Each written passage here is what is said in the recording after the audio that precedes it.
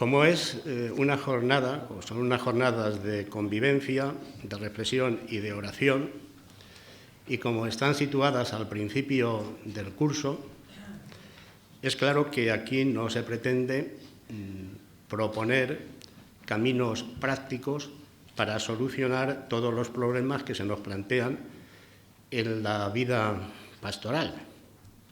Aquí se inicia el curso y, por lo tanto, un camino, una reflexión que después se irá concretando en acciones que se lleven a cabo en los diferentes lugares. Yo creo que lo que en Evangelii Gaudium se nos dice en algún momento, lo importante es iniciar el camino, un itinerario, que después ya se va a ir poblando de gente y se va a ir también poblando pues, de acciones, dando respuesta o descubriendo lo que Dios va haciendo en cada uno de los lugares y a través de las personas que lo habitan. A mí se me pidió que hablase de la conversión pastoral de la Iglesia, que tiene como fin una pastoral en clave de misión. Yo creo que todos hemos leído el Evangelii Gaudium, por lo tanto hemos estado también aquí en Villagarcía en los encuentros, está publicado, por lo tanto tenemos mucho conocimiento de lo que aquí se nos dice, pero lo importante, como también dice el Papa, es no solamente que sepamos, que comprendamos, sino que la Evangelii Gaudium nos ayude a iniciar un camino de renovación. Es bastante lo que tengo, por lo tanto casi lo mejor es que vaya medio leyendo. También quería hacer, antes de comenzar con el tema, a lo mejor en algún ejemplo hago un juicio de análisis de alguna situación que lógicamente es desde lo que yo conozco de mi diócesis. Por lo tanto, no es ningún juicio o no es ningún análisis de alguna realidad que se pueda dar aquí. Es lo que más conozco, por lo tanto, es de lo que a lo mejor alguna vez hablo. Bueno, lo primero, he hecho este esquema, que ya digo que no tiene muchas novedades, pero que vamos a ir siguiendo. Todos sabemos que la exhortación Evangelii Gaudium tiene un carácter programático, como el mismo Papa indica. Destaco que lo que trataré de expresar aquí tiene un sentido programático y consecuencias importantes. Las consecuencias y la programación después dependerá de cada una de las iglesias diocesanas y los lugares donde estén los evangelizadores. La Iglesia en su conjunto está ante una nueva evangelización.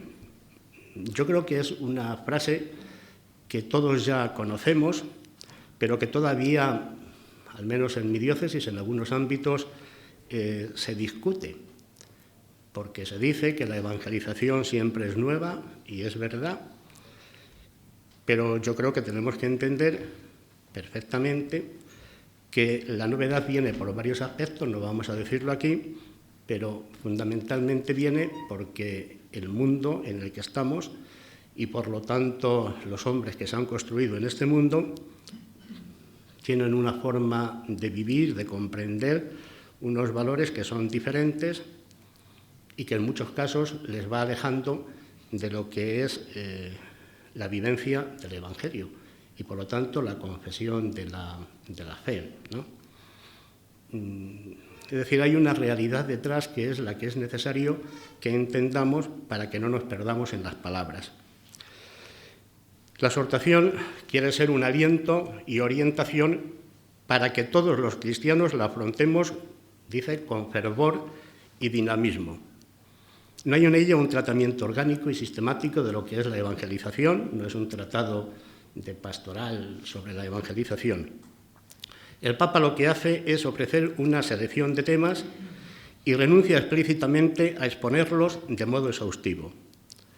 Los reúne porque el conjunto de los temas que trata, yo creo que son muy importantes, ayudan, él también lo dice, a perfilar un determinado estilo evangelizador, que ha de observarse en cada actividad que se realice. Por lo tanto, nosotros vamos a ver más este estilo evangelizador que las acciones propiamente evangelizadoras. El esquema ese es más para ponerse en camino en una conversión que nos va dando un estilo de evangelización, pero que todavía no se plasma en unos objetivos concretos en cada uno de los lugares. Una de las claves de este estilo podríamos verla, así lo han visto algunos, yo la he elegido, en la salida, la Iglesia en salida, el cristiano que tiene que salir. Esa palabra, o éxodo, que va unido a otros muchos, como conversión, podría definir, yo lo he elegido, bien este estilo que se busca. Salir en búsqueda de todos los bautizados que no participan en la vida de las comunidades cristianas. Todos sabemos que en nuestras comunidades hay muchos bautizados que no tienen conciencia de la misión, están de una forma más bien pasiva para recibir sacramentos, para recibir algunos servicios como la catequesis para sus hijos o los entierros para sus difuntos, pero ellos no tienen conciencia de la misión. Entonces, salir a buscar a aquellos que dentro de nuestras comunidades no tienen conciencia de que se les ha encomendado una misión que es la de evangelizar. Y luego salir a buscar a aquellos que ya han abandonado la comunidad o aquellos que nunca se han planteado o no han estado, es decir, aquellos que viven lejos de la Iglesia y, por lo tanto, lejos de la confesión de fe.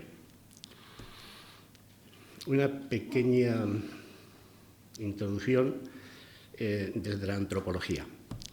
El paradigma eclesial y misionero de la salida tiene una fuerte raíz antropológica. Todos sabemos, el ser humano se realiza en la donación, en la salida de sí mismo. Las salidas del hombre y de la Iglesia se encuentran profundamente entrelazadas en el pensamiento del Papa Francisco. Por ejemplo, en las primeras páginas él afirma: cuando la Iglesia convoca a la tarea evangelizadora, no hace más que indicar a los cristianos el verdadero dinamismo de su realización personal. Se mezclan el discipulado, la antropología y la misión. Hay una lógica interna que da sentido e integra el conjunto de las reflexiones que el Papa propone. Decíamos que había seleccionado unos temas, bueno, pues hay una lógica interna, no están cogidos de una forma deslavazada y sin conexión, sino que hay una lógica interna. Esta lógica interna es la del anuncio del Evangelio. El anuncio del Evangelio. Después habla de querisma, tampoco están muy definidos los términos, pero vamos, podríamos decir el anuncio del Evangelio. Sueño con una opción misionera capaz de transformarlo todo. La Iglesia solo podrá afrontar esta tarea evangelizadora renovando su dinamismo misionero. Es decir, el problema no está, también lo sabemos todos, solo en los receptores del Evangelio, sino también en la misma dinámica de la vivencia de la fe y de la misión dentro de la Iglesia. Entonces, esa dinámica es la que el Papa quiere que nosotros, toda la Iglesia, renovemos. Otro elemento fundamental y sabido: la misión no es nuestra, la misión es del propio Jesús, que resucitado y a través de la acción de su Espíritu la despliega a lo largo de la historia y hasta llevarla a término. Yo creo que uno de los problemas que tenemos, no sé en Valladolid, pero en Ávila, por eso desde la catequesis, que tenemos en la renovación de la catequesis y de la iniciación cristiana y de la comprensión del nuevo catecismo, testigos del Señor, está en que seguimos todavía concibiendo la historia de la salvación como conceptos y hechos del pasado, no como algo dinámico que se va realizando y que se va desplegando también en este momento de la historia donde Dios está actuando y nosotros lo que hacemos es discernir su presencia, después también lo diremos, y ayudar, poniendo nuestra persona al servicio de esa misión. Pero nosotros no nos inventamos qué es lo que tenemos que hacer, sí lo concreto para que esto se realice, pero la misión no tiene su origen en nosotros. Por eso la lógica de la misión tiene su centro dinámico. Cuando se agota es porque falta el motor, el centro, y generador en el encuentro con Cristo resucitado. El encuentro con Cristo resucitado es la condición imprescindible para que la misión se pueda llevar a cabo en este momento y sea efectiva. Luego ya tendremos que trabajar mucho para ser creativos, como se nos dice, pero este sería el núcleo. El encuentro personal con Cristo es el origen y fundamento del ser discípulo misionero. También sabemos que ya ha desaparecido Elí, que son los dos aspectos de la vida cristiana, el discipulado y el ser evangelizador, ser misionero, están íntimamente unidos. Todo el pueblo cristiano está llamado a una verdadera conversión activada desde el núcleo esencial del Evangelio, el querigma, lo hemos dicho, Jesucristo y el anuncio de Jesucristo muerto y resucitado. Y desde ese núcleo está invitado a asumir de un modo real el mandato misionero que ha recibido del Señor. Lo hemos recibido. Él lo lleva a cabo, nosotros entramos en esa historia y la hacemos efectiva para la gente que tenemos colaborando con Él. ¿Cuál es la lógica interna entonces de la misión eclesial? La eclesiología pastoral, decíamos, de Francisco, descansa sobre una antropología. El ser humano solo se realiza cuando se abre a otros. Cuando sale de sí mismo, destacamos aquí 4 salidas. Primero, el de la realidad. Dice, la realidad es antes que la interpretación. Antes que la interpretación. Por lo tanto, la primera salida es salir de nuestra subjetividad, de nuestra forma de ver las cosas, de nuestra ideología, si tenemos, para enfrentarnos con la realidad que está delante de nosotros. La segunda sería, también de una forma muy breve, la relación interpersonal. También el Papa lo desarrolla. La tercera salida sería la entrega a Dios por la fe y la incorporación a la Iglesia, la cuarta.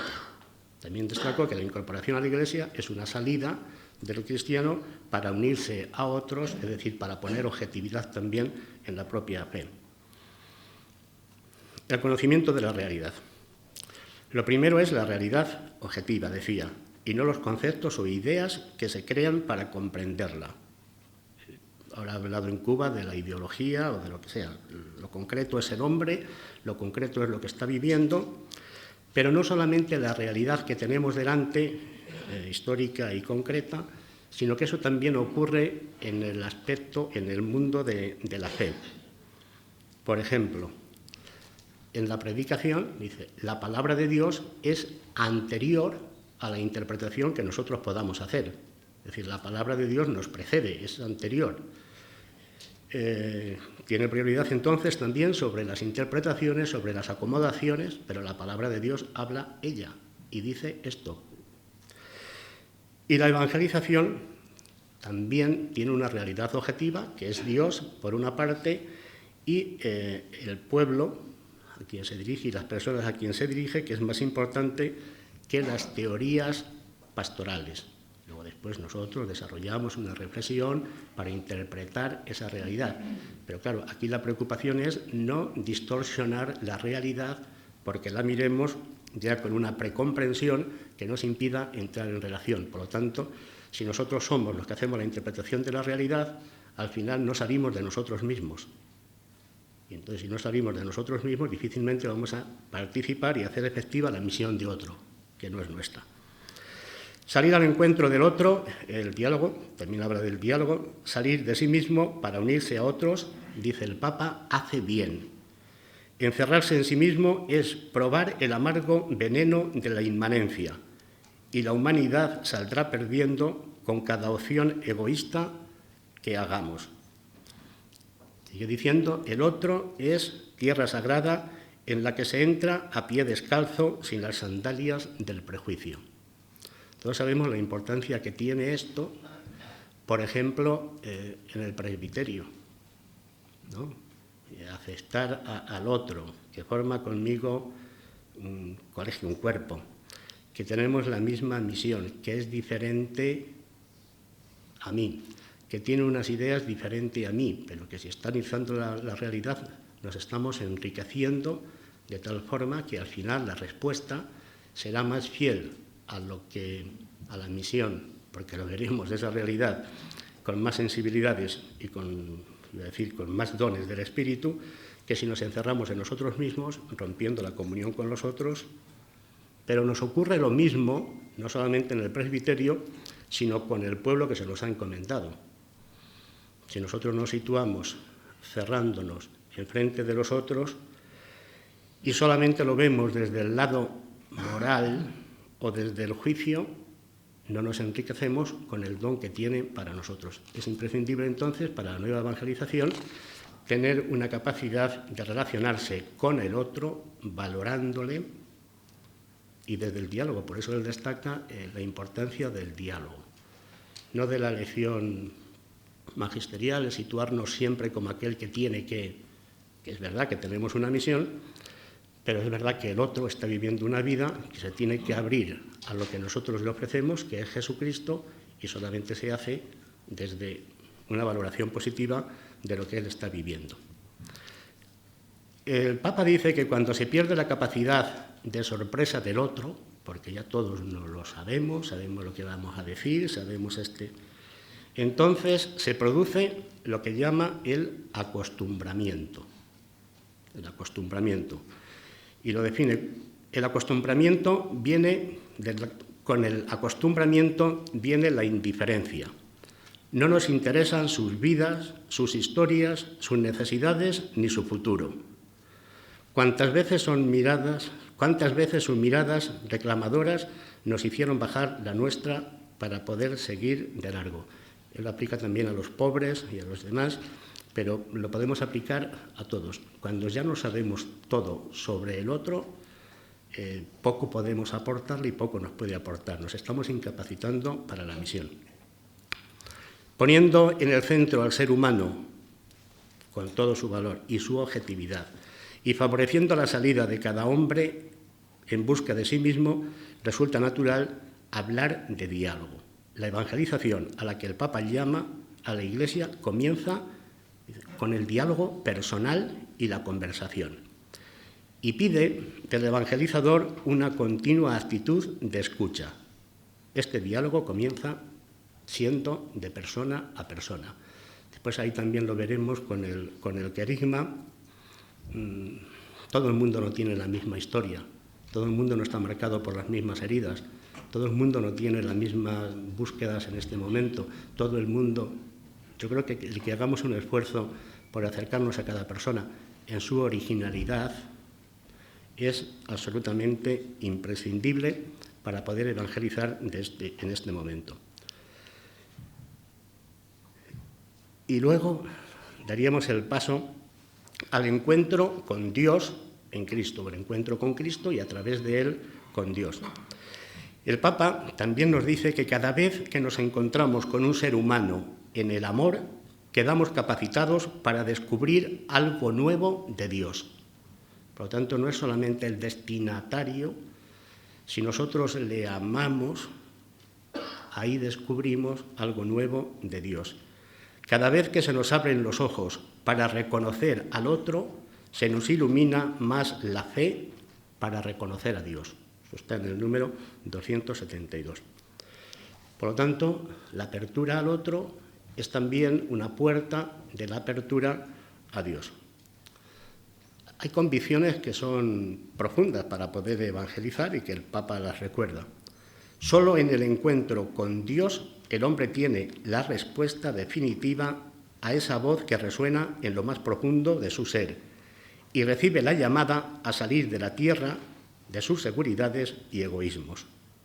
Las palabras del Papa, en palabras del Papa, llegamos a ser plenamente humanos cuando somos más que humanos, cuando le permitimos a Dios que nos lleve más allá de nosotros mismos para alcanzar nuestro ser más verdadero. Aquí vemos entonces la trascendencia que tiene la apertura gradualmente hasta Dios, porque es donde se planifica nuestro ser humano. Pero a la vez, como a veces lo que hacemos es hacer un juicio un poco rápido de que a la gente no le interesa, es que la gente ya vive de otras cosas, es decir, nosotros tenemos que tener claro que Dios es imprescindible, porque el corazón del hombre está hecho para planificarse no con pequeñas cosas, para que el hombre pueda llegar a la plenitud de la felicidad y, por lo tanto, de su realización. Y esta es una convicción que es previa. No podemos quedarnos simplemente en el análisis de lo que aparentemente el hombre manifiesta o de lo que aparentemente, porque nos han dicho, él hace como búsqueda o como estancamiento de su búsqueda. Por la fe, el cristiano sale de sí mismo y se pone en camino hacia Dios en Jesucristo. El inicio de la fe, esto ya lo repetimos en todos los encuentros y en todos los sitios, pero es bueno repetirlo porque es fundamental, del discipulado cristiano y por lo tanto también de la misión, nacen y se alimentan del encuentro con Cristo. Y la frase que decía es la de Benedicto, que nos la sabemos. No se comienza a ser cristiano, pero yo creo que es bueno que siempre nos lo repitamos. Nos repitamos esta frase y el Papa también lo recuerda. El cristiano lo es porque se ha encontrado con Jesucristo y ese encuentro ha cambiado desde la raíz la manera de pensar, el modo de actuar y las mismas esperanzas y perspectivas que uno se plantea en la vida. El encuentro con Jesucristo es el encuentro con el amor del Dios vivo. Aquí siempre suelo recordar que, claro, que cuando hablamos de Dios vivo, y eso también el Papa Benedicto lo decía, el cristiano no solamente afirma que Dios existe, sino que Dios está vivo y actúa. Es decir, que no está inactivo dentro de la historia, que no está pasivo ante la situación de los hombres. Entonces, el encuentro con el amor de un Dios vivo, que está actuando, un amor creador y regenerador, un amor fundamento de nuestra vida y que nos ofrece un futuro deseado y prometido. Deseado y prometido. En los querigmas del Nuevo Testamento, dependiendo de los destinatarios, los apóstoles comienzan de una forma diferente. Si se dirigen a los judíos, pues les dicen que el Dios que se ha prometido se ha hecho presente en la persona de Jesucristo, porque viven de la esperanza de toda la historia del pueblo de Israel.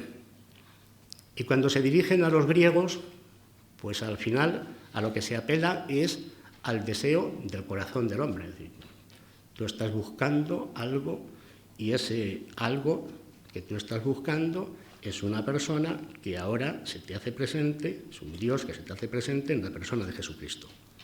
Por lo tanto, deseado, yo creo que aquí también tenemos que aprender de cómo se puede hacer el primer anuncio, fundamentándolo en qué, diferenciándolo y teniendo en cuenta las diversas personas o grupos o culturas.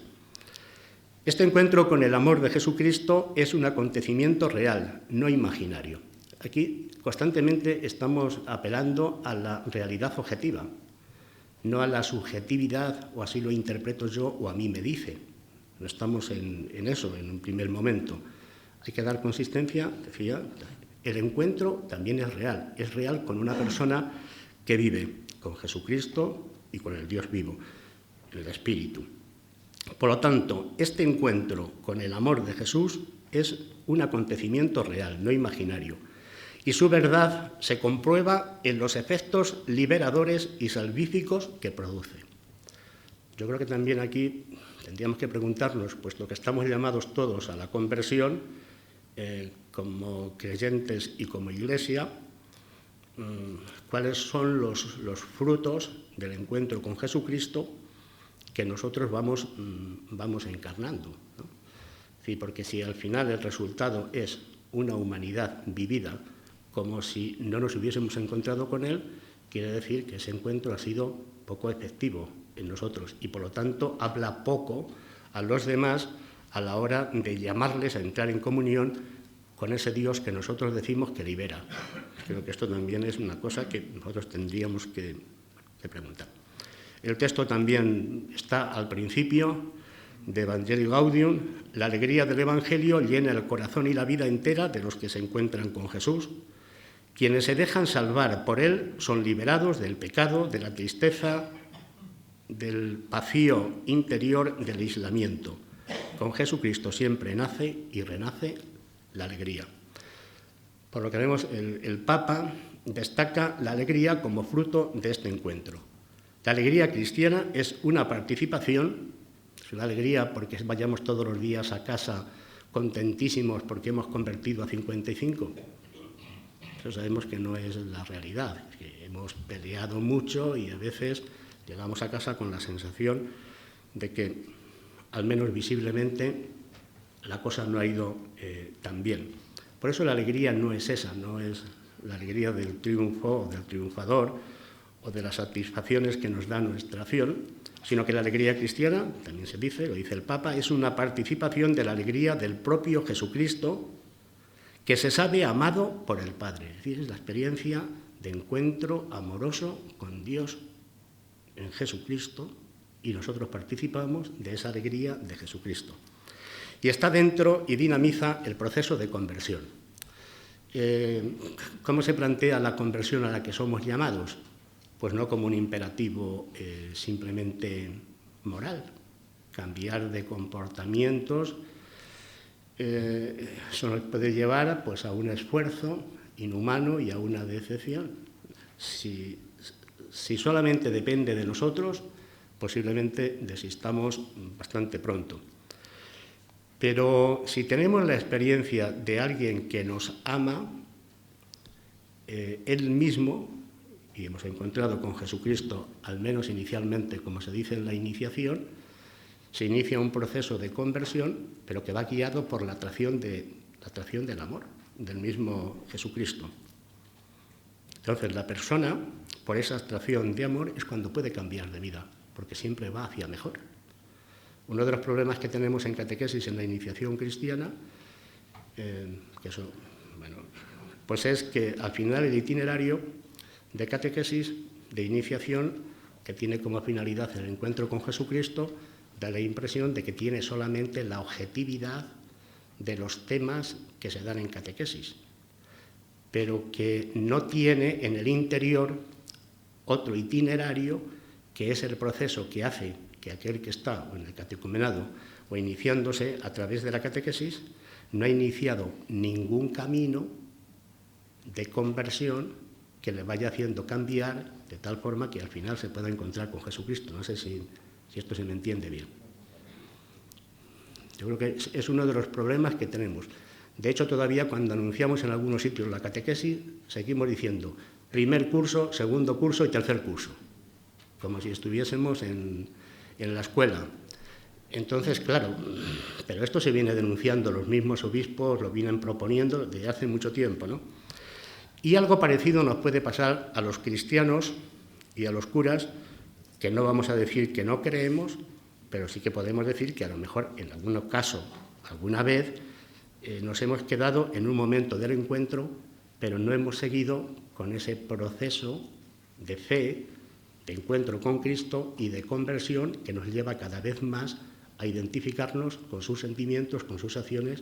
Es decir, lo del itinerario y ver la vida como un éxodo o como una salida es algo importante porque es una forma de vivirse constantemente dinámica y constantemente en el encuentro con alguien que nos acompaña y que también está vivo. Y nosotros también estamos vivos. Quien ha descubierto entonces el amor de Dios en la entrega pascual de Jesús no puede por menos que unirse a Él y lleno de alegría desear identificarse con su persona, su causa, pero a la vez, y esto es también lo importante, unirse e identificarse con la persona de Jesús es participar de su misión. No es con una persona y qué bien aquí los dos en la intimidad, sino qué estás haciendo, Jesús, yo voy a ir contigo para hacer entre los hombres lo que tú estás realizando. Esta idea es que yo creo, la voy a repetir varias veces, pero yo creo que es fundamental.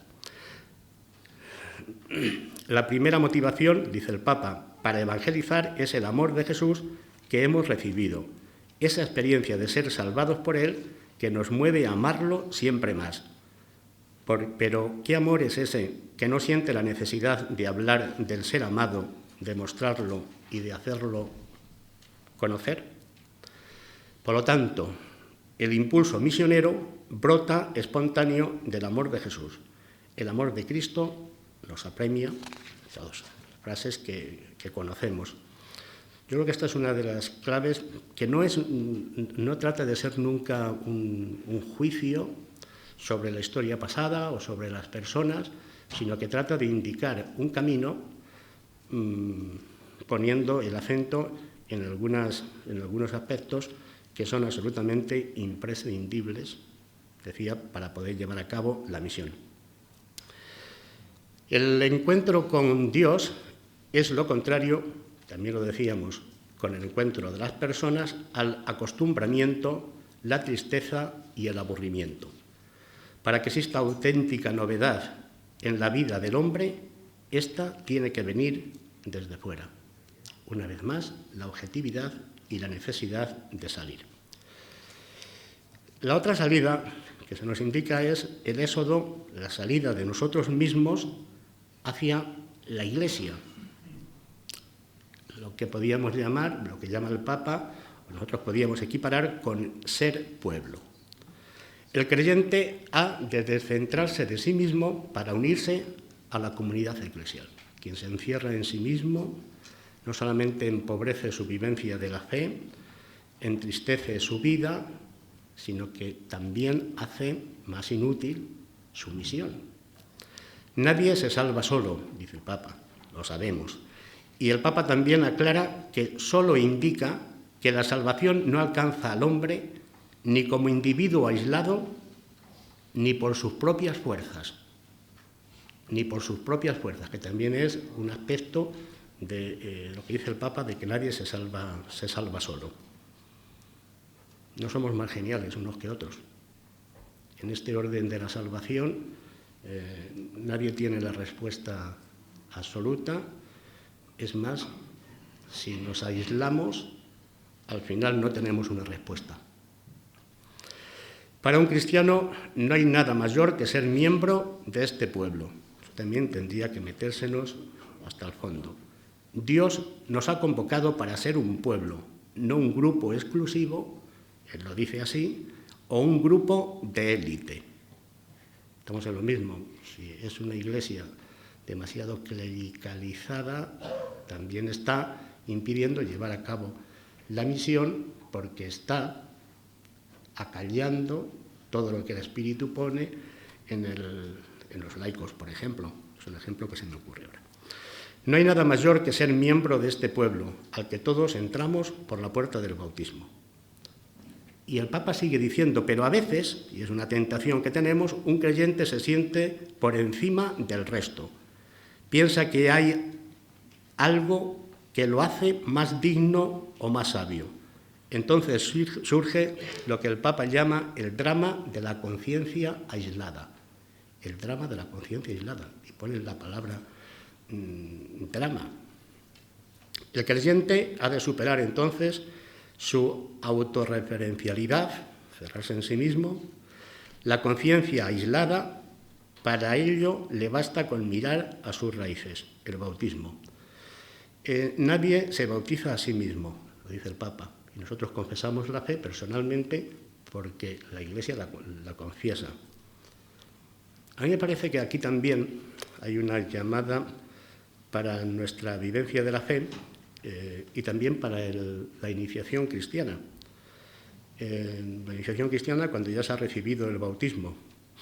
A veces nosotros mismos concebimos el bautismo recibido por los niños o recibido por una persona adulta que después se ha alejado como un rito que no tiene ningún tipo de valor puesto que él no ha respondido. Tendríamos que decir que esa visión no es la que la Iglesia tiene. Dios no da y después quita. Dios ha dado de una forma definitiva en el sacramento del bautismo y, por lo tanto, Dios está ahí. Lo que hay que hacer es despertar para poder responder a aquello que se ha recibido. Por eso se dice muchas veces que no es lo mismo estar bautizado que no estar bautizado, por mucho que nos empeñemos. No es lo mismo, porque Dios ha tenido un acto salvífico y ha hecho una presencia, ha marcado a una persona como hijo y puede continuar.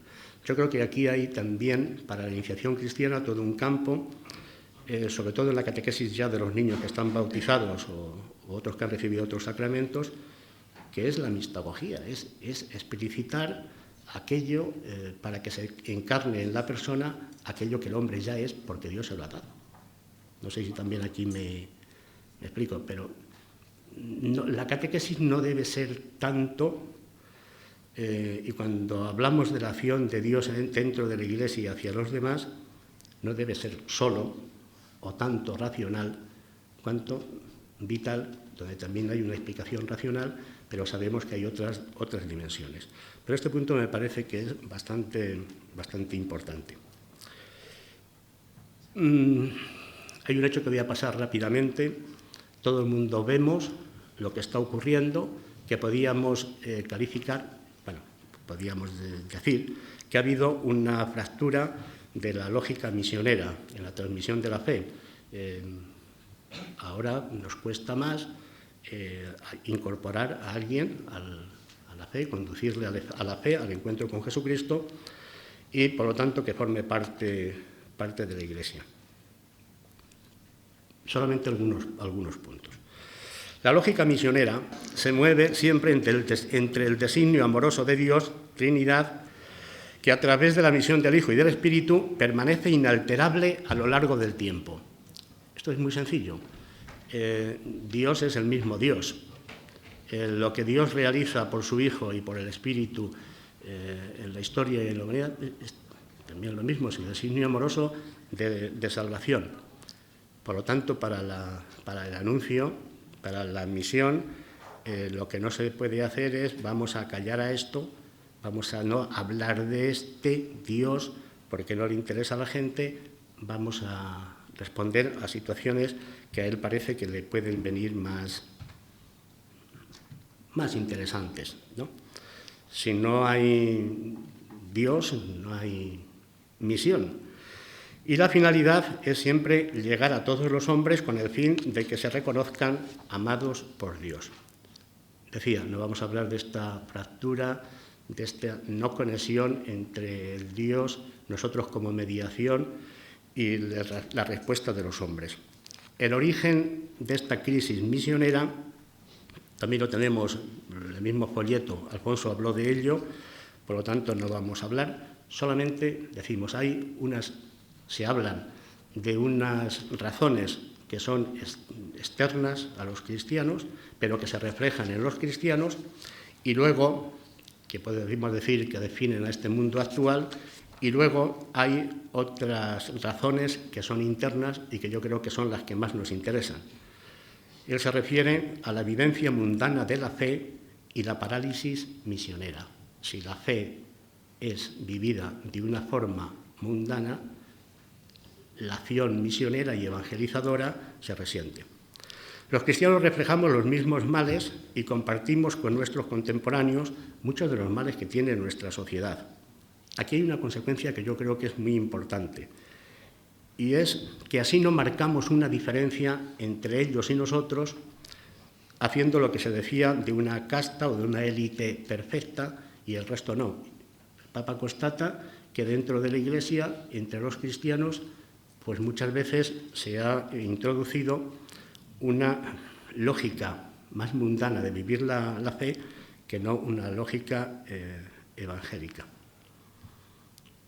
Yo creo que esto también nosotros lo sabemos, por lo tanto lo podemos ir pasando.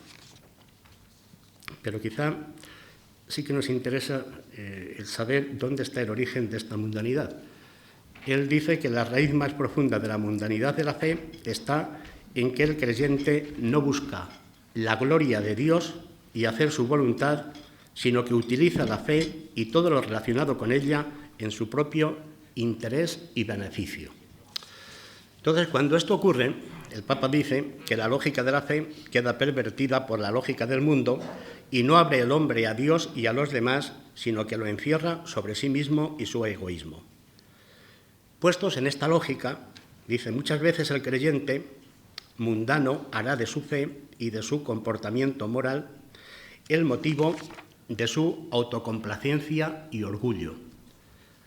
En vez de facilitar a otros el acceso de la gracia a la gracia, tratará de medir y controlar a los demás por medio de la reducción moralista del Evangelio. Creo que también aquí tenemos que hacer un análisis. Y otras veces, a través de la fe, se recomendará a sí mismo y buscará el prestigio, la influencia y el poder eclesial dentro de la Iglesia. Esto también el Papa lo repite con mucha frecuencia. La gracia de la fe ha perdido entonces su dinamismo original y el creyente queda encerrado en un inmanentismo antropocéntrico. Resulta comprensible que la lógica evangelizadora entonces ya no encuentre aliento, más bien se agote antes de iniciar su salida. Encerrado en sí mismo, en una vivencia individualista de la fe, el cristiano corre el riesgo de que se apague la alegría misionera y con ello se debilite su propia identidad y desaparezca el fervor apostólico.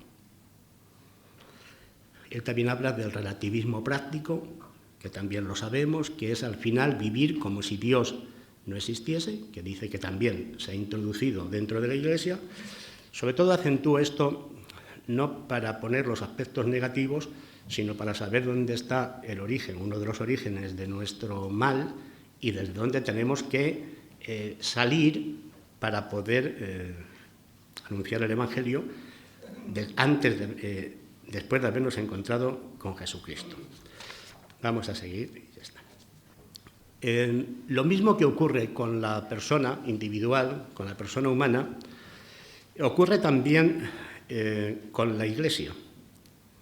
Es decir, lo mismo que el hombre tiene que abrirse y salir de sí mismo, la Iglesia, la comunidad eclesial, también tiene que abrirse y relacionarse para poder así hacer una transformación en clave misionera. Por eso cuando se habla de estas cosas, normalmente en las frases que se emplean se pone el punto de partida, que puede ser un mal, y se indica el camino hacia el que tenemos que llegar. Estas salidas, que he cogido algunas, podrían ser. La primera es la primacía de la gracia. La primacía no está en nosotros, ni en nuestra acción. La primacía está en Dios, lo hemos dicho antes. La frase sería, tenemos que ir de la autorreferencialidad personal y eclesial que nos enferma, esto también el Papa lo repite mucho, a una Iglesia abierta a los demás, misionera con Cristo en el centro. Él dice, hay caminos para esta nueva evangelización que están cerrados. Uno de ellos es el camino de la decepción, el camino de echar la culpa a los otros. Sabemos que todos echamos la culpa a los obispos. Los obispos, pues a los curas. Los curas a los laicos, la parroquia. Los laicos unos a otros. Bueno, ese camino no conduce a ninguna parte. A ninguna parte. Y el otro camino que ya está cerrado es la reacción voluntarista. Y la razón que pone el Papa es muy sencilla, porque somos nosotros, como hijos de esta época, que participamos de los males de esta cultura y, por lo tanto, como evangelizadores heridos, los primeros necesitados de ser rescatados de nuestros fracasos, animados en nuestras decepciones, fortalecidos en nuestras tentaciones y evangelizados en nuestras impotencias. La impotencia que a veces manifestamos no deja de ser una falta de motor interno, ¿no? Entonces, el concepto de autorreferencialidad describe para el Papa la reclusión del hombre en sí mismo, pero también la actitud de algunos cristianos que solo piensan en sus intereses.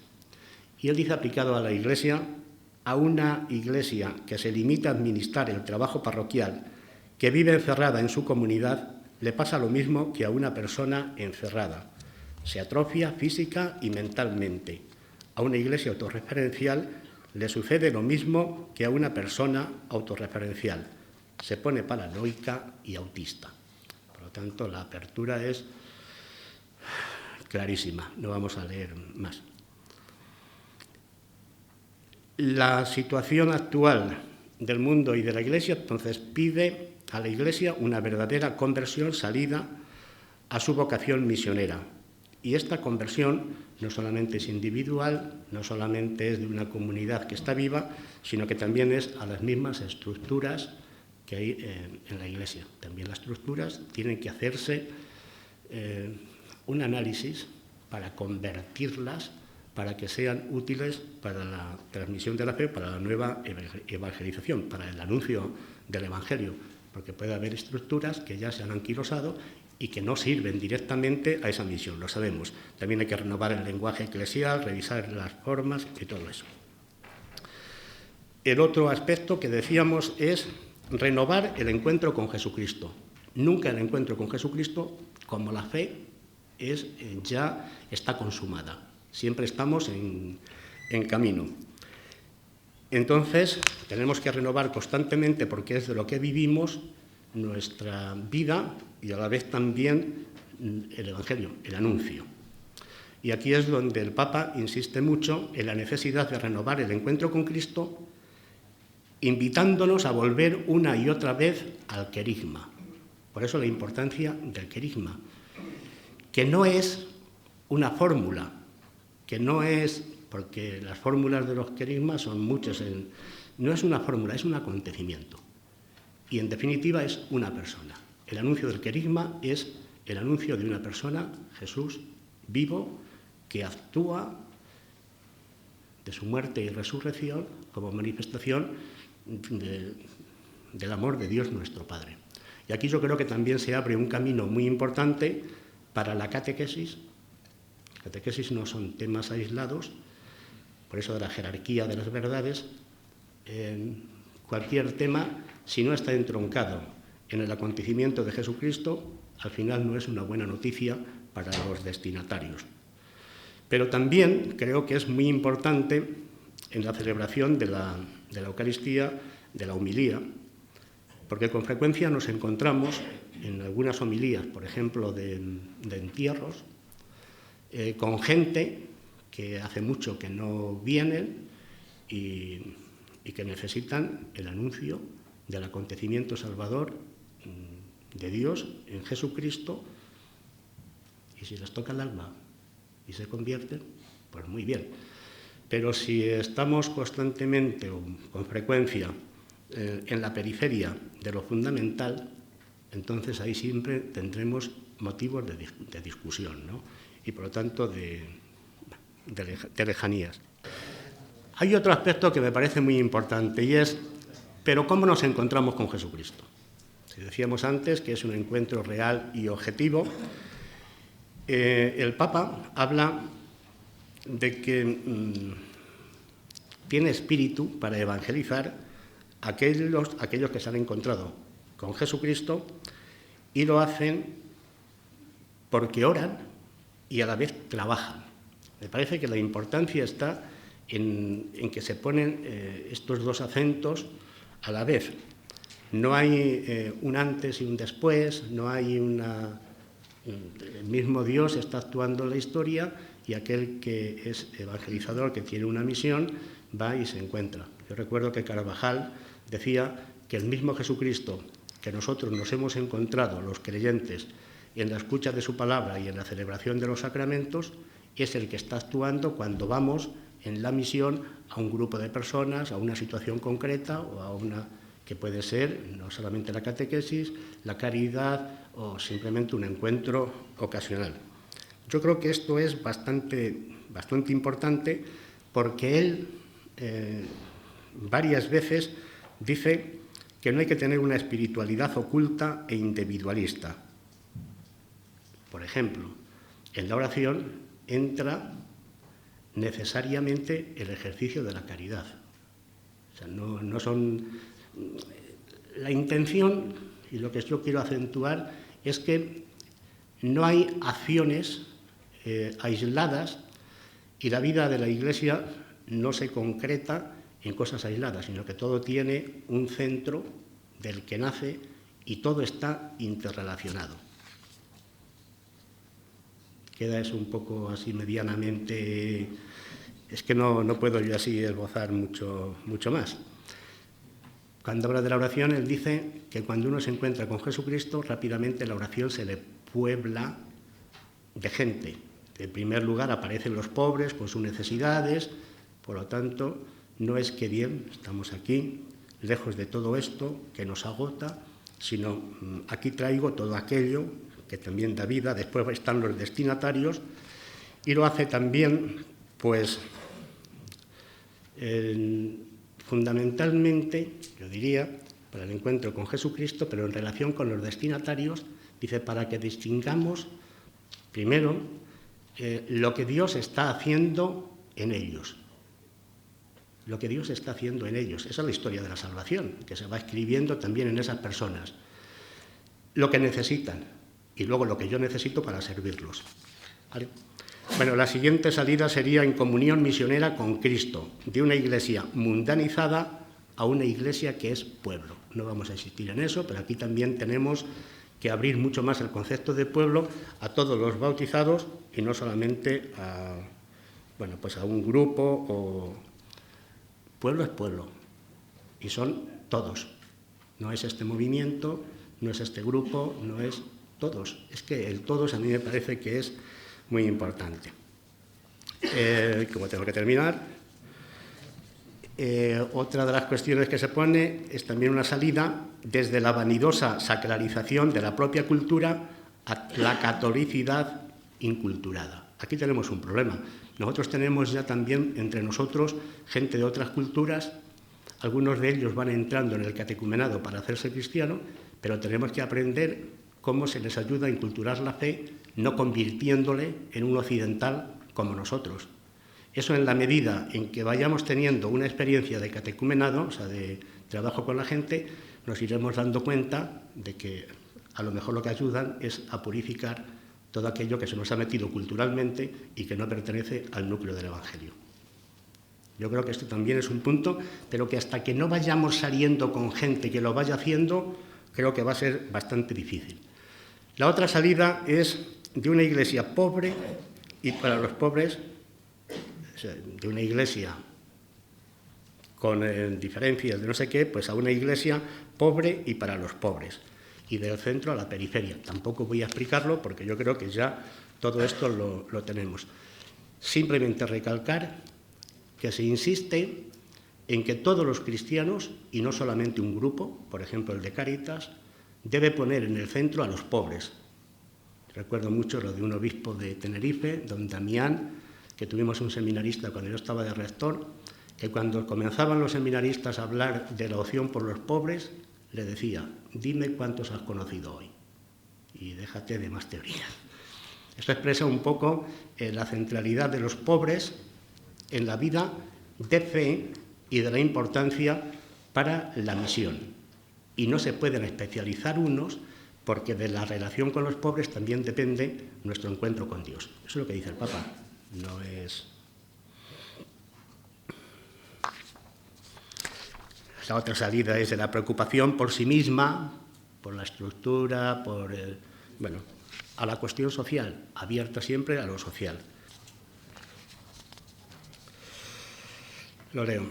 La intención de Evangelii Gaudium es que cada comunidad en general y cada cristiano en particular nos convirtamos a Dios y a su designio salvador y renovemos la lógica misionera que brota del encuentro con su Hijo Jesucristo. Esta es la condición necesaria para poder responder al reto evangelizador de la Iglesia.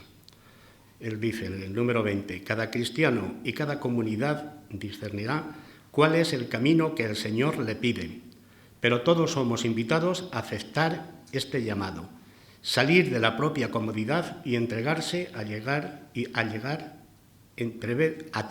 llegar a todas las periferias que necesitan la luz del Evangelio. Para que la conversión sea real y se haga efectiva en la misión, es preciso que cada comunidad cristiana esté atenta a los signos de los tiempos. Por eso se nos llama a la creatividad, por eso se está constantemente buscando cómo hacerlo. No es una cosa ya cerrada. Sepa discernir y elegir, servir al plan salvador que Dios manifiesta en ellos. Eso lo dice en el número 51. También es necesario discernir la calidad de nuestras estructuras y respuestas pastorales y comprobar si verdaderamente son o no son misioneras. Este doble discernimiento es el requisito necesario para que, partiendo del encuentro con Cristo resucitado, se proyecte de una manera efectiva en nuestros planes de pastoral y salir del cómodo y mortecino, siempre se ha hecho así, y buscar unas dinámicas de audacia y creatividad que nos permitan responder de una manera humilde al reto misionero que tenemos planteados. Eso dice en el número 24. Estas palabras del Papa Francisco podrían resumir el imperativo de la renovación misionera que atraviesa su exhortación y que pone como única condición el que se haga en comunión con la Iglesia. Y las palabras suyas son: la pastoral es en clave misionera, pretende abandonar el cómodo criterio pastoral del siempre se ha hecho así. Invito a todos a ser audaces y creativos en esta tarea de repensar los objetivos, las estructuras, el estilo y los métodos evangelizadores de las propias comunidades. Una postulación de los fines sin una adecuada búsqueda comunitaria de los medios para alcanzarlos está condenada a convertirse en mera fantasía.